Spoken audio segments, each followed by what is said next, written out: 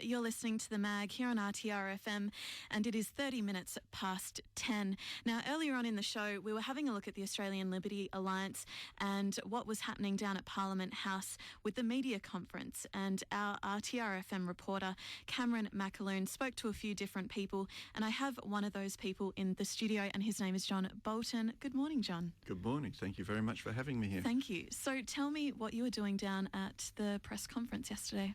Well, I'm part of what I try to call as an anti-Islamic movement across Australia, and I think it has great momentum. I think the arguments that can prevail are unassailable, and I do blame mainstream media for failing to articulate properly what the anti-Islam arguments are in Australia. So what was your response to what was happening down at Parliament House yesterday? Because there were some people protesting while Geert Wilders was trying to speak and pretty much launch the party in front of Parliament House, and then there were incidents with with Seamus, who was one of the people standing there listening to what was being said. So what are all of your thoughts about everything that was sort of happening out there? So many questions in the one question. First of all, I was observing Seamus, and he clearly wasn't just standing there and observing. He was clearly there to interfere, to obstruct free speech, and to create a scene. And it was he who created the scene and the interaction with the security officer. I was there watching it, and you could see that he was bringing it about. And so to then hear him on your radio program claiming to be an innocent bystander who more or less happened to be passing by and wanted to use the steps is an outrageous, misleading statement to make on public radio. So what are some of the things that you believe in within the Australian Liberty Alliance party? First of all, I'm not actually a member of the party. I'm part of that broader movement. Some things within it, yes? Yeah, look, if I just go back to where I started, I became very offended as an Australian that women, usually of Muslim appearance, wearing headscarves and things like that, were being abused and approached, and we saw this on the media a year or more ago. It was happening in Melbourne and on the trams and so forth. That's wrong. It's wrong that that happens on the streets in Australia. When we have political differences in Australia, we gather our information, we create an argument, and we stand or fall by the argument, but we don't stop and insult ordinary Australians going about their business on the street. So I objected really strongly to that. And I started looking into it and thought about what I could do about it. And I think I had the first Islam issue rally in Australia. I invited and approached every member of the Islamic community in South Australia, every mosque and every society that I could find. I invited all the politicians that I could think of that might come. Only one Muslim organisation recontacted me, and only one politician took part. So I had the first rally, I called it Calm Down Day. Senator Nick Xenophon, the federal senator from South Australia, and the president of the South Australian Islamic Society. And that meeting there, which preceded Charlie Hebdo, it preceded the Martins Place incident, but it was because I could see what was happening in Western society that I thought if we're going to have these issues, we need to develop the relationships that our great melting pot of Australia can actually start to build the relationships before we see these divisive things happening here. So that's where I started from. Xenophon has gone on, and as I understand it, he now has relationships at a federal and higher level with the Islamic community. So I believe I started that dialogue, which people now say is a necessary one. That was obvious. It's not rocket science to recognise the problem with Islam in Western cultures. So what issues do you have with Islam? Well, if you just go back to basics, I know more about Islam now than I want to or care about. I want to have no knowledge of Islam. But unfortunately, it's brought on to us if you just start off with the basics. Women's rights in Australia.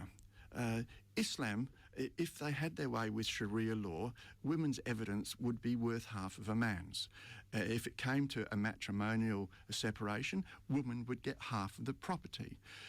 In Australia right now, there's a huge debate about domestic violence, and it's true that Australians are not doing a great job about that, with 1 or 2 women a week being killed by their former or current domestic partners, but at least it is against Australian law. Sharia and Islamic law has a rule that says it's okay. provided the man first chastises and then more severely chastises, he is then allowed and permitted to hit his wife. I say that's obnoxious to Australian civil and criminal law, and that's just one example. So what you're saying, the basis of this is the idea that Sharia law would pretty much take over Australian law. That's the thing that you're fighting against. Do you think that's capable of happening? Well, I don't know that you accurately assess what I'm saying. What I'm saying is the basis for analysis should be those people who are prepared to live by Australian civil and criminal law. If they are, they don't need my permission or your permission to go and exercise their faith. But I've heard Islamic leaders in Australia say that if they had to comply with Australian civil and criminal law, they wouldn't be able to practice Islam. Now, that's a problem for them. It's not a problem for me, because my basic starting point is live by Australian civil and criminal law, and then you can do what you like. But they cannot and will not. They've already made submissions to our Federal Senate inquiry. The report came down in March a couple of years ago, where two major Islamic groups say that Sharia law should dominate Australian law where they differ. I oppose that. Now, you ask me whether or not that's going to get sway. Well, we already see in London, United Kingdom, where we actually inherit our common law from, we see Sharia courts. I've seen confidential secret videotape of a young woman going in there and wanting to get a divorce and complaining that her husband has hit her, and the imam, and it's always a male in charge, says, "Are you sure it wasn't your fault? Maybe you should have been more attractive to him when he got home. Maybe you should have done a better job at cooking his tea." Because they start with a fundamental right that the husband has to actually chastise and strike the wife. This is obnoxious to Australians who believe in equality. Equality of the sexes is better than inequality. These are fundamental values that Sharia disagrees with the melting pot that is Australian multiculturalism. So you believe that because people have Sharia law within their religion, that they are not mindful of Australian law, and therefore Islam is allowing people to do the wrong thing. You believe that everyone is going to follow that law, which is something that within Australia we don't believe in then. You believe that most people are going over and beyond what they know is illegal in Australia. We have such a lot of ground to cover in so little time. I believe that Australians, and in the last federal census, which was 2011, there were 476,000 people who identified as Islam. That's in 2011, obviously increased. Nobody knows exactly by how many. Of those Australians who do identify as Muslims, I believe that the evidence that was given to the Canadian Royal Commission on these sorts of issues is probably transferable to Australia, and it's probably the case that 80% of people in Australia who identify as Muslims don't even go to mosques. Many of them actually came here to escape the tyranny that they saw as Islamic doctrine. And they don't want to have anything to do with going to mosques and to be told every day that they're apostates and they deserve death because they're not following the ideology that is Islam. And that leads me to another point that I will pick you up on. Often people say that Islam is a religion. A faith is a small part of the totalitarian ideology, which is another reason why it clashes with Australian culture.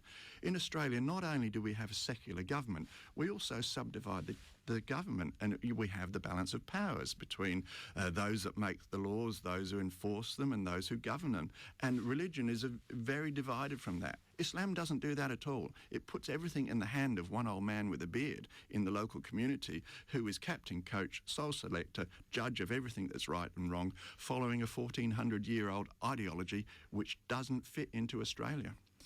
It's unfortunate, though, that you have to say that you're against Islam. Do you not believe that is an issue to group all of those people into that, despite saying that you believe that there are people who do not participate in some of those things that are okay within the Quran?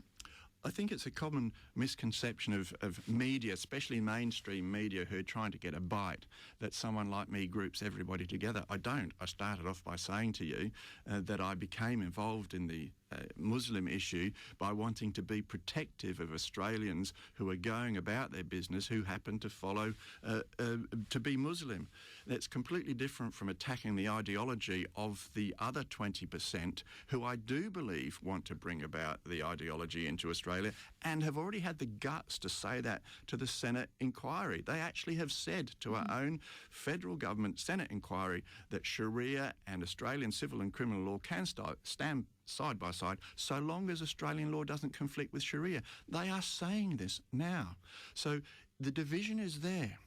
The division between those who are very basic followers of Islam and want Sharia to actually dominate Australian law, and those Muslims who are here, something like 80% that don't even bother going to mosques. There is a dividing line there. I might make that dividing line very clearly in everything I say and do. It's the media that fails to make the distinction. So having that dividing line and therefore saying that people are to keep towards a direction that is brought upon by Australian law, is there not an issue of dividing and then you're pushing your ideas on somebody else? Well, the issue of dividing is an interesting one, isn't it? Now, there are 23 arrests in Australia for terrorism. People on the street have tried to stab police officers before they got shot. There was an Anzac Day plan to run over coppers, steal their guns and shoot the crowd. That's the divisive act. When I hear people saying that here at Wilders, for instance, as it was on your radio with the professor earlier, and I'd like to make some more comments about her, if I may, but to say that here at Wilders brought about riots and so forth is an outrageous statement, which means that they're subjected themselves to the paradigm of Islamic violence, which sets about to train others. The poor old Mr. Cheng, he was expendable. He was picked to be a demonstration that if you choose to even criticise Islam in Australia, you are subject to threats of death or violence. I've already had those threats. I was woken up in the middle of the night by a gunshot and found a shell, an empty shell in my driveway.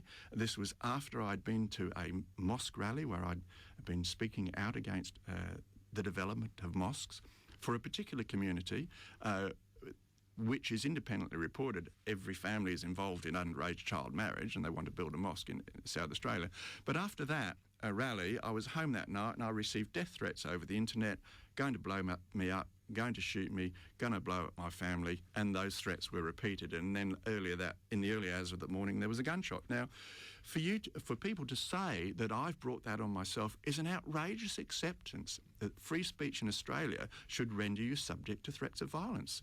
That's not a paradigm that I accept. Of course, nobody wants to be in that situation, and it's, of course, not the right thing. Do you believe that these ideas, this speaking out against people who are doing things that are different, is going to essentially provide a second wind to people who are trying to recruit and trying to encourage those who do not have those beliefs and don't have those views to really start to speak out or to start to become violent? Do you think that those ideas are really going to push people in that direction? Well, let's talk about speaking out against people who are doing things differently. We now have a new clinic set up in the Women's Hospital in Sydney to deal with female genital reversals. That is, little girls, toddlers, 5, 6 years old, having one of 3 or 4 operations done to their private parts, labia cut off, clitoris butchered, maybe even having the vagina sewn over. Now, that's an example of people who are doing things differently. I'm going to speak out about that. And of course you have the right, but I'm saying more specifically to the violent situations that occur, that you're basing the issue with the young man who went and shot the security guard. In those situations, do you think that is somehow getting a bit of a push from this idea that these people are not included in this society? If you relate to these ideas, if you are connected with Sharia law, if you are a Muslim, therefore you are on the outskirts, you are not intertwined with Australian society, therefore you need to find something else, you need to relate to something else, you need to find somebody who will enable you to get that voice. I think there's a couple of points there as well. The first point, I think, is about speaking out against violence and so forth, and whether or not Islamic violence is actually caused by some sort of people like me speaking out and objecting to what they do. Islamic violence precedes whatever I've said. And the young boy, the 15-year-old that shot, he wasn't a guard, he was actually just an IT worker who happened to be employed by the police force, who was unfortunately in the wrong place at the wrong time. Now, this 15-year-old boy, his 3 names other than his surname include Muhammad, and when you look at the translation of them, they mean things like glorious warrior, king on behalf of Islam and Muhammad. So he's called that at birth. Then for 15 years, he's inculcated with Islam. He's going to a mosque regularly. He's part of the Islamic teachings, which say things like, if you kill somebody in the name of Islam, you will go to heaven, you will be rewarded, and your family will come as well. So one shouldn't be surprised if he actually fulfills what he's been taught for 15 years.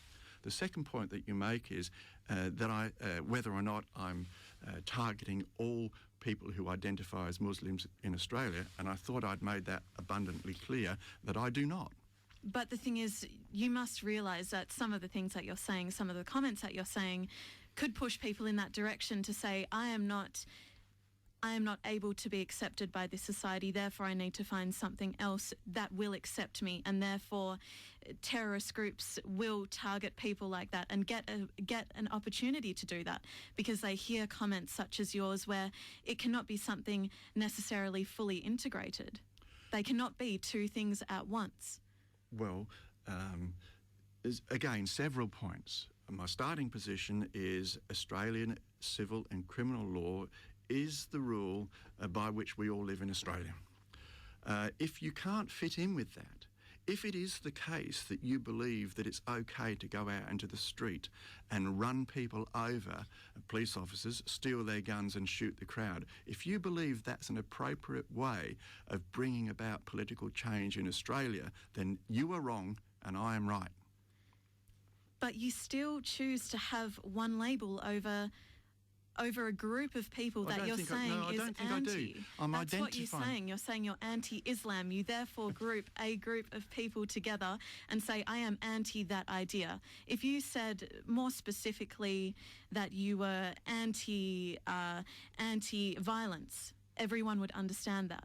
But to choose a certain group and to say that a certain group has a higher percentage, or to say that they have more potential because their readings or teachings perhaps say things that could be interpreted in certain ways that could lead to violence, therefore that's what you believe in. Because that is what you're saying. You're giving them a title and saying you're anti-Islam. Well, I understand your point, and I think you're wrong. I'm not giving them a title.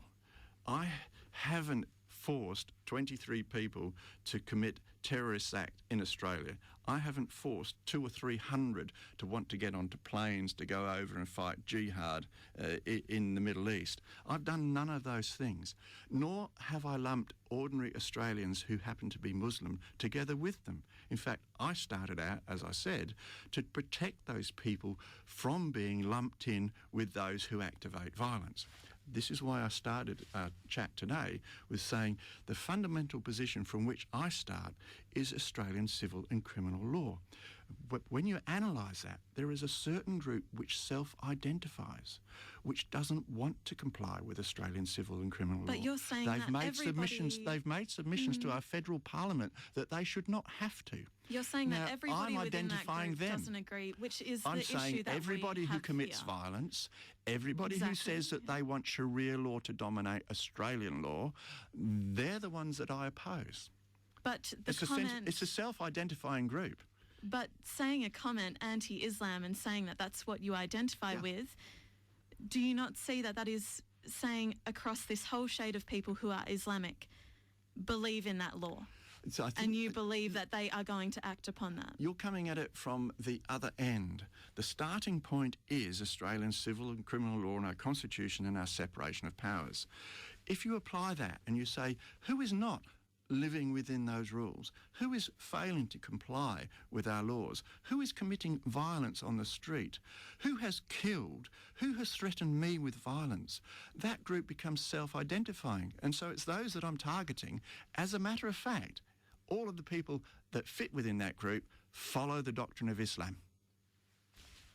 It just still doesn't really make sense that you can group everyone together and believe that that's okay, and then say, oh, but I actually only choose some individuals who have threatened what I've been saying or threatened my family. That doesn't quite make sense. You've been threatened with violence because you've spoken against a group of people that don't necessarily believe in something in the same way that you do. It does not believe that. It does not mean that everyone acts upon the Sharia law. It does not believe that everyone hits their wife who is within Islam. You're saying that this is something that you can label everyone on. Don't you think you're misquoting me? Because I'm not actually saying that. I started off by saying to you that 80% of people in Australia who identify as Muslims don't follow those precepts. They don't even go to mosques.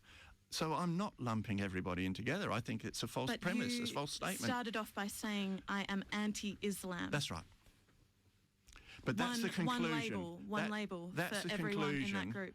That's a conclusion which you've permitted me to elucidate the premises upon which that conclusion is based and the syllogisms that lead you towards that conclusion. I think you need to think about where that really relates to, though, in terms of where people sit within that group. There is always going to be a spectrum of people who are going to be extremists within a group. That's right. And people who will not participate in anything, like you said, with that higher percentage.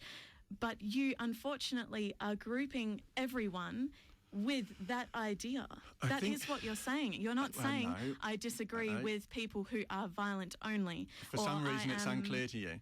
It's not unclear. It's what you're saying, and I'm listening. What do you think I'm saying about the 80% of Muslims that don't go to mosque and don't get involved in any of these acts which are contrary to Australian civil and criminal law? What do you think I'm saying about that 80% of the group that makes up Australian Muslims? What do you think I'm saying about them? I just don't believe that what you're saying is... You can laugh, but we're having a conversation I've said it to you, about it. I've said it to you several times. Well, I think it's... that I'm out to protect that group because I believe in the multi-faith, multi-nationality, multi-ethnic origin that is Australia, and people should be able to go about their business in Australia without it being interrupted. And it includes the 80% of Muslims in Australia who are Australian. And that idea I don't believe anyone is angry with or disagrees with. I don't think anybody wouldn't want that to be. So how can you then accuse me of lumping everybody together? Because you use the term, I am against Islam. That's right. It is one title. It is one group you are against. Okay, let me explain a little further.